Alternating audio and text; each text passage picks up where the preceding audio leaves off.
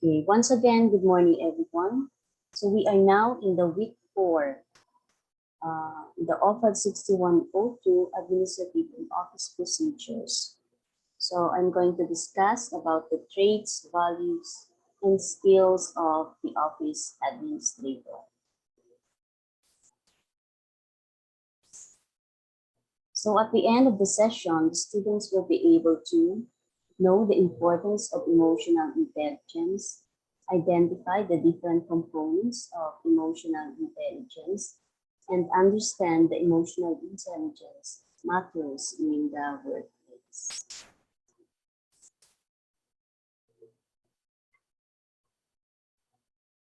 So, what is emotional intelligence? Emotional intelligence, which refers to the ability to perceive, control, and evaluate emotions. Some researchers suggest that emotional intelligence can be learned and strengthened, while others claim it's an inborn characteristic. So, as a persons, we have different kinds of emotions. So we know how to evaluate our emotions. We can control it, and either we can perceive that such emotions. So based on the research study, that the researchers suggest that emotional intelligence can be learned and strengthened. So with this, as we can see in our environment with the different emotions, some of the emotions that the other individuals is performing, sometimes we learn for that kind of emotions. So while others claim it's an inborn characteristics. So let us see if it is true that the researchers identify such emotions. So the ability to express and control emotions is essential, but so is the ability to understand, interpret, and respond to the emotions of others. Imagine a world in which you could not understand when a friend was feeling sad or when a coworker was angry. So psychologists refer to this ability as emotional intelligence. And some experts even suggest that it can be more important than IQ. So IQ means intelligent quotient in your overall success in life. So emotions is very important. So how we can control it. Sometimes we get angry, but others don't understand. Why is it that nabigla ka at nagalit ka? So with this kind of emotions, kailangan in yourself, you have to control with such emotions. Okay? So you have to understand everyone's feeling. So hindi agad-agad na magagalit ka because ganito yung ginawa ng coworker.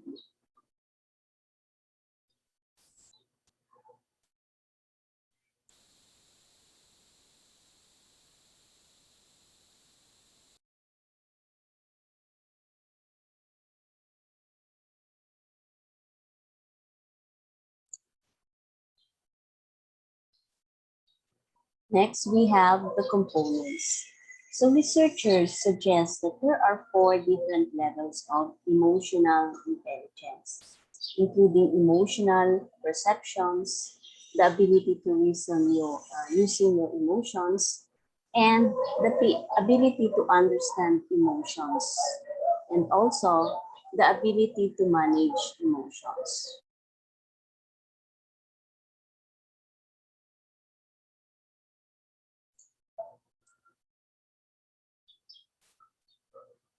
So for the first step, perceiving emotions,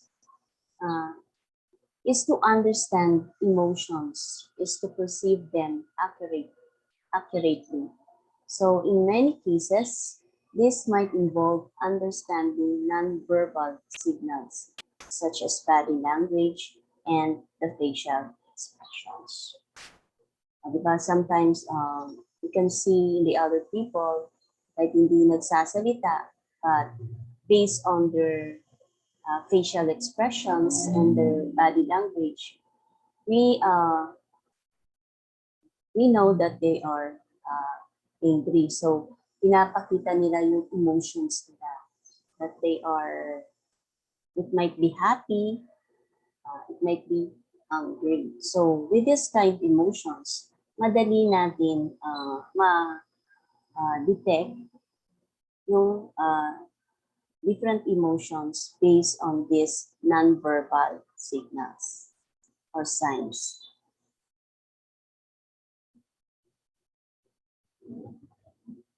So minsan sa isang company, once you feel bad, so di ba pag when you feel bad, or bad trip tayo, so it affects our performance. So hindi tayo makapagtrabaho ng maayos. It's because na uh, hindi maganda yung emotions natin. But then, if you feel happy, or if you feel motivated to work, so nakikita mo yung emotions mo na masigla ka, always smile, because that kind of emotions that you are performing is you are happy.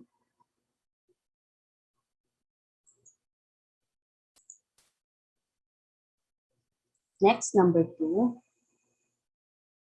reasoning with emotions. So the next step involves using emotions to promote thinking and cognitive activity. So emotions help prioritize what we pay attention and react to. We respond emotionally to things that garner our attentions.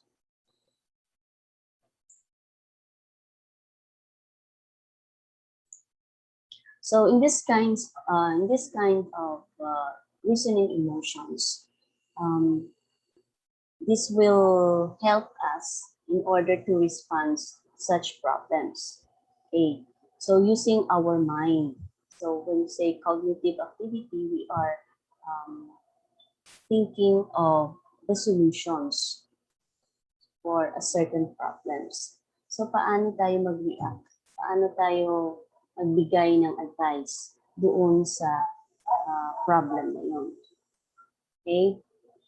Next, number 3, understanding emotions. So the emotions that we perceive can carry a wide variety of meaning. So if someone is expressing angry emotions, the observer must interpret the cause of person's anger, and it could mean, so for example, if your boss is acting angry, so it might mean that they are dissatisfied with your work. Or it could be because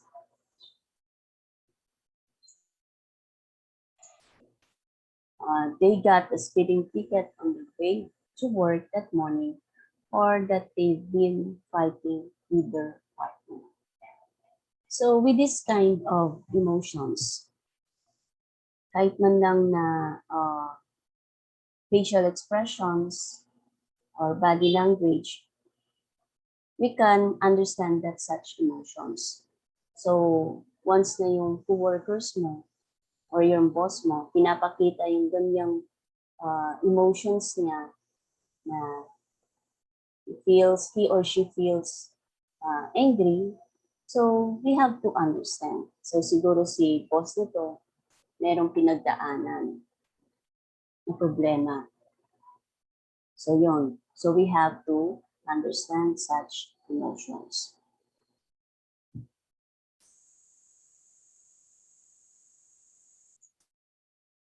Number 4 is managing emotions. So the ability to manage emotions effectively is a crucial part of emotional intelligence and the highest level.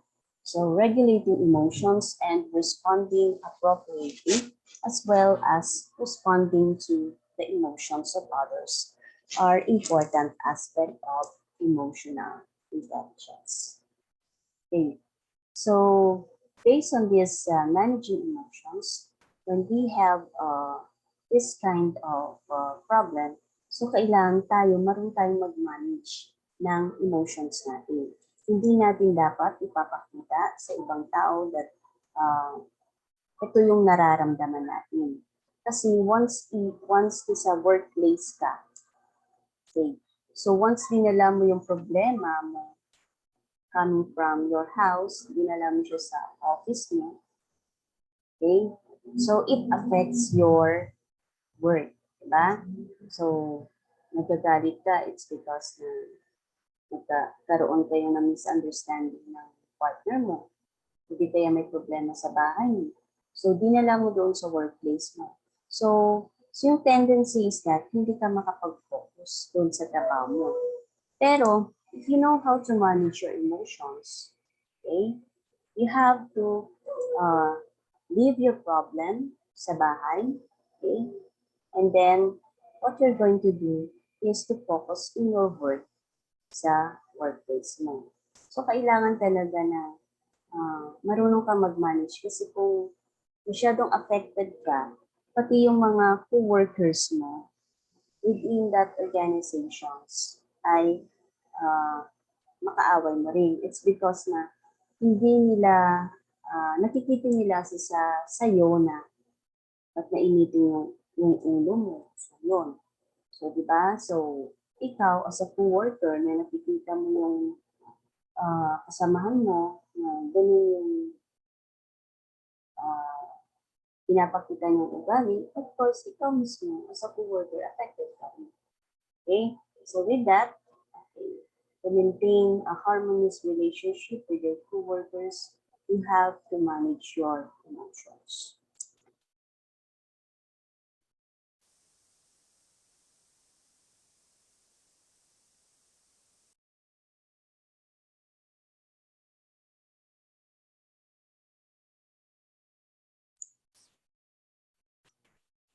So next, we have the impact of emotional intelligence.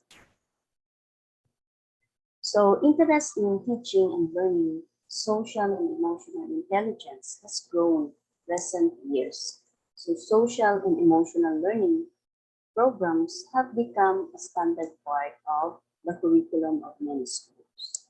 So the goal of this initiative is not only to improve the health and well-being, but also to help students succeed academically and prevent bullying. So there are many examples on how emotional intelligence can play a role in a daily life. So with this, the impact of emotional intelligence was already included in the curriculum of uh, many schools. So at that time, we have this general psychologists. Okay, so we're going to study the different behaviors and characteristics of the individual. So with this impact of emotional intelligence, we can now understand on how to manage our emotions. Okay, so thinking before reacting. So emotionally intelligent people know that emotions can be powerful, but also temporary. So when a highly charged emotional event happens, such as becoming angry with a coworker, so the emotional intelligent response would be to take some time before responding. So this allows everyone to calm their emotions and think more rationally about all the factors surrounding the argument. Okay, so thinking before reacting. So you have to understand the situation, what happens, bakit nagalit yung coworkers ko, is there something wrong yung ginawa ko, yung pinerform ko na task, okay? So you have to know the root, bakit uh, nagagalit yung coworkers. So with this, before you react, okay, you have to talk to your coworkers. So ask him that and we talk para at least masettle yung problem. So with this, ikaw as an individual na you want to settle those problems na bakit nagkaroon ng para maiwasan yung pagtatalo, ikaw mismo gumawa ng paraan para at least makausap ko yung co-workers mo with regards sa problem. Okay?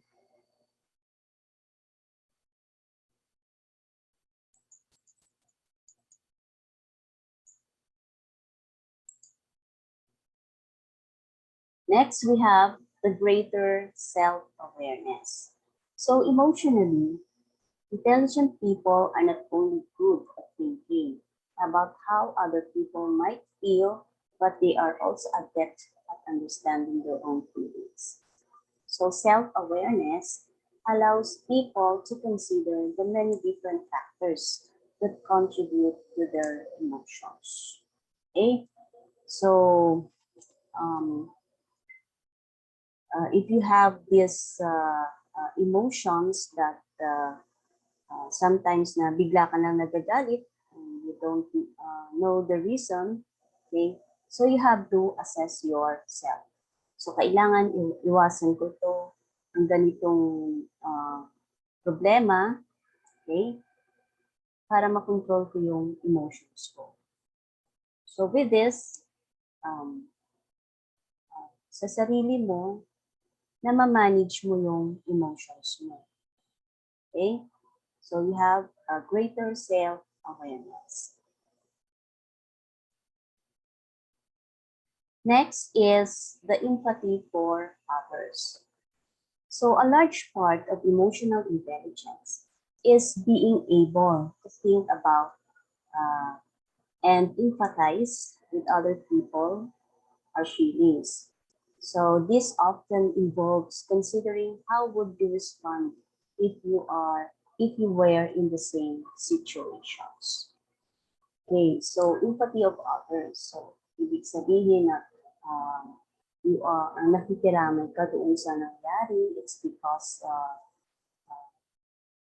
alam mo yung feeling na once na nawalan ka ng mahal sa buhay, okay? O di kaya bigyan mo siya ng simpatya, supportahan mo siya with regards to that. So, this individual know how to address the feeling of other people. So, if he or she is happy, okay, join them. Okay. So, with this, at least nandiyan ka, di ba? To support the other people or to support your co-workers.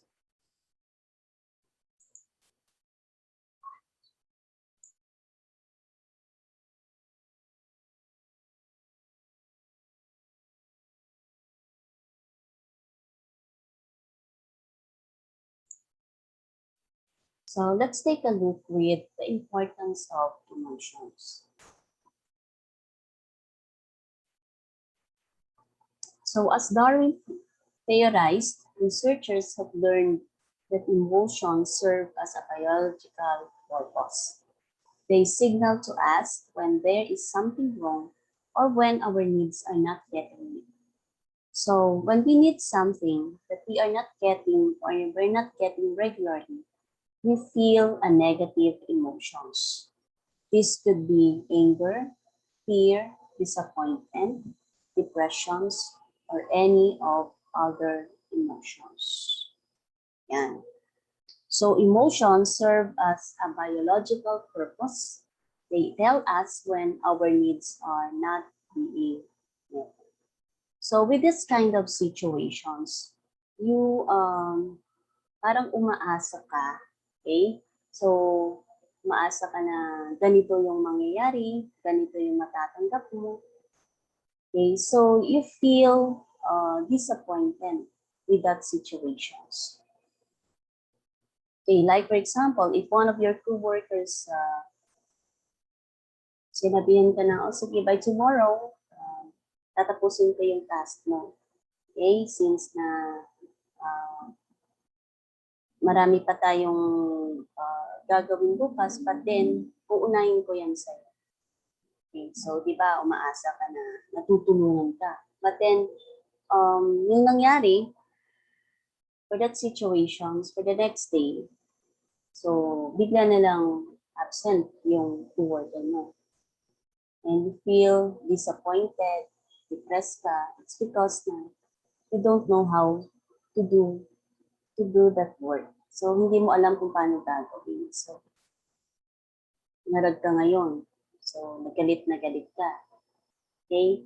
But then, you have to understand that situations. So, hindi natin alam kung ano yung cause na problema, bakit absent yung co-workers. So, you have to understand that situations. And also, you as an individual, you should know your duties and responsibilities. Huwag mong iasa sa iba. Okay? So, you might, kailangan mo talagang pag-aralan, okay? Pag-aralan yung mga things na kailangan mo doon sa trabaho. So, there are social, mental, and even physical consequences to our ability to deal with our emotions. Since our emotions are a way our body can talk to us, we ignore them at our own peril. So not only with ignoring emotions ensure happiness, but it can lead to physical illness and even early death. Okay. So it has found that only are people with a high level of EI more successful in their careers, but they are also healthier, happier, and enjoy a better relationship with others.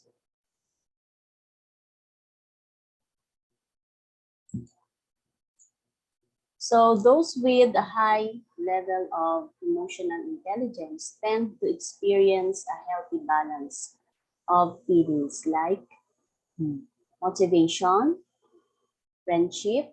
Pag marami kang kaibigan, you feel happy, okay? Focus on your work, fulfillment in your life, you have peace of mind, awareness of the things that happens in your surroundings, balance, self-control, freedom, autonomy, contentment, appreciation, connection, and desire. So with this kind of emotional feelings that you have experienced in your life, so it takes a high level of emotional intelligence. So if you have a peace of mind, okay, you have more friends. So sometimes ma-overcome natin yung mga bad emotions. So once na kipag-usap ka sa mga kaibigan mo, pamilya, okay, na ma-motivate ka sa trabaho mo. And then you have you can focus in your work.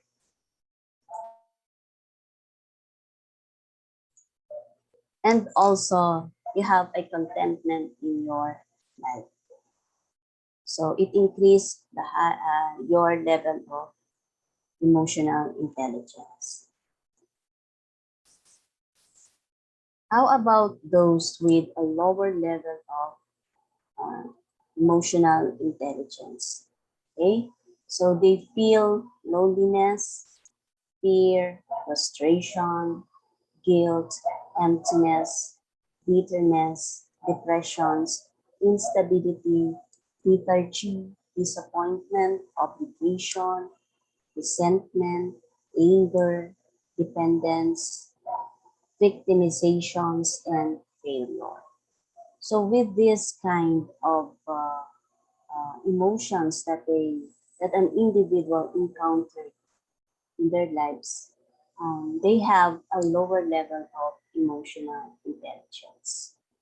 So with this kind of situations, so we have to give support to this individual who encountered such emotions. So kailangan with the support of the family to overcome these uh, emotions or problems in their lives. So kailangan we have to talk to this individual. So lalong-lalo na if uh, the feeling of depression. Akala mo wala na talagang kabuluhan ng buhay mo. Okay? Hindi mo maintindihan kung sino pa ba yung tutulong sa iyo sa mga problema. So nadidepress ka. Like for example, we are now in the pandemic situations. Marami sa atin na naka-encounter ng depressions. It's because na nawalan, yung iba nawalan ng trabaho, nawalan ng pangita. So, iniisip nila kung paano bubuhayin ng pamilya. So, with these emotions, so, kailangan mo talaga na you have to look for a person to na makausap mo para ma-overcome mo yung depressions. Okay? So, lahat tayo nakakaranas ng ganitong emotions. So, it is your own way on how to overcome these emotions. Okay? So, huwag tayong mawala ng pag-asa. Always pray. Palagi tayong humingi ng tulong sa Panginoon para din mag-guide tayo kung ano yung mga dapat natin gawin.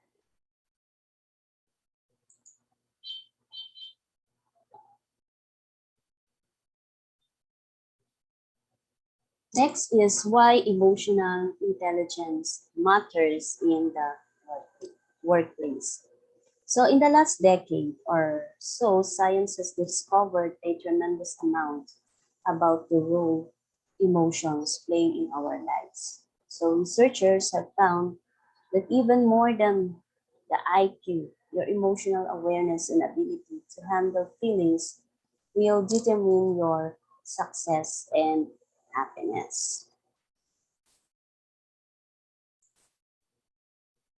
Okay, for this IQ or tinatawag natin na intelligence quotient, it is a measure of your ability to reason and to solve problems. So it reflects how well you did a specific test as compared with the other people. Okay, so this is according to John Gottman.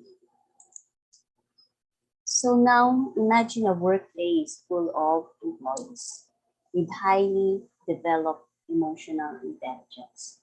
What would be possible? So you can have a work environment where so everyone's ideas are respected, teams work at their optimum, gossip and other negative behaviors stop. So everyone encourages and celebrates each other's success. Stumbling blocks are quickly surmounted. Decisions are value-based. So integrity is valued.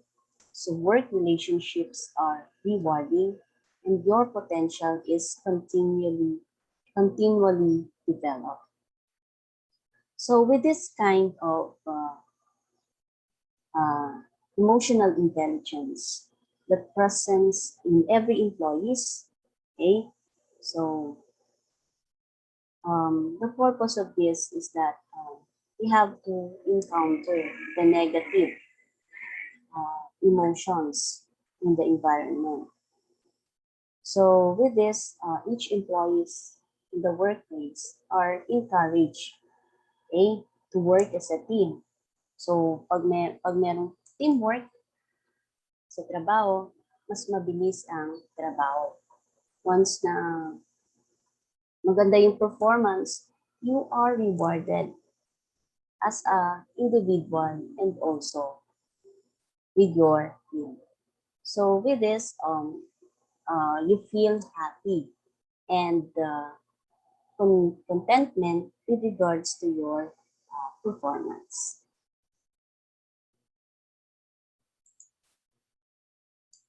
So next, we have the mixed models of emotional intelligence. So the mixed model was most famously described by Daniel Goleman and is today the most widely accepted and used model for